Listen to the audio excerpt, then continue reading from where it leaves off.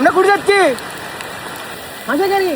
গতদিন জুমার পরে ঝুম বৃষ্টির মধ্যে বাসে করে আমরা চলে গিয়েছিলাম নওগাঁর হাসাইগাড়িতে।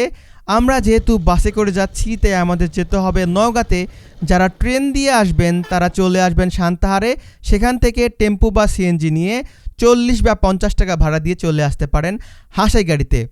গতকাল ওয়েদার ছিল একদম শান্ত, আকাশ ছিল মেঘলা। আমরা এক্সপেক্ট করেছিলাম বৃষ্টি হবে, কিন্তু বৃষ্টি আসেনি। আমরা প্রকৃতি দেখেই একদম মনকে শান্ত করে নিয়েছিলাম। এরপরে আমরা মেইন স্পটে যাওয়ার জন্য আধা কিলোমিটার জ্যাম ঠেলে চলে গিয়েছিলাম মেইন স্পটে, যেহেতু জুমার দিন ছিল। মেইন স্পটে আসলেই প্রথমে আপনাদের চোখে পড়ে ভাসমান রেস্টুরেন্ট, এছাড়াও রাস্তার পাশে বিভিন্ন টং দোকান আছে, সেখান থেকেও আপনারা খাবার নিতে পারেন। ঘাটে নৌকা লাগানো থাকবে, মাঝিরা এসে আপনাদের সাথে বার্গেটিং করবে। আপনারা চাইলে বার্গেটিং করে নৌকা ভাড়া নিতে পারবেন। আপনারা যদি চান 1 ঘন্টা 2 ঘন্টা এমনকি 6 ঘন্টার জন্য ভাড়া নেবেন, না চাইলেও আপনারা চাইলে জন প্রতি 40 বা 50 টাকা দিয়েও আপনারা নৌকা ভাড়া নিতে পারেন। আমরা যেহেতু 4 জন গিয়েছিলাম তাই আমরা 40 টাকা দিয়ে ভাড়া নিয়েছিলাম। আমাদের নৌকা এখন স্টার্ট দিয়ে দিচ্ছে।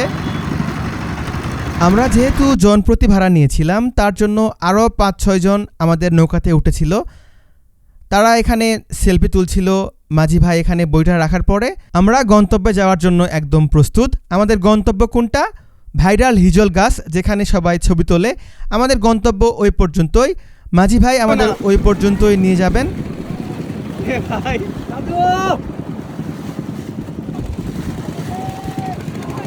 কেমন লাগছে?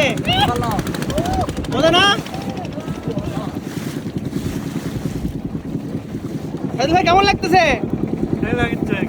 ভালো ভালো খুব ভালো না? খাচ্ছি খুব মজা করে।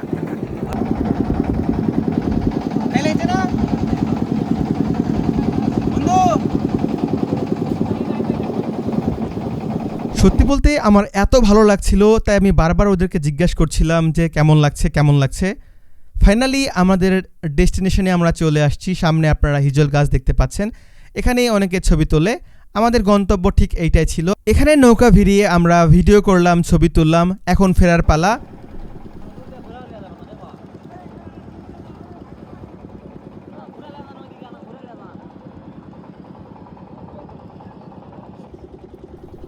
ওই যে ঠিক আমাদের সামনেই ঘাট দেখতে পাচ্ছেন, আমাদের ওখানে থামতে হবে। ওইখান থেকে থেমে আমরা যেই বাবল সুইমিং আছে সেখানে গেলাম। আমরা উঠিনি যেহেতু রাত হয়েছিল। এখন আমরা সিএনজি নিয়ে আমাদের বাড়ি ফিরে আসলাম। এইটুকুই আমাদের ট্রিপ ছিল। ধন্যবাদ।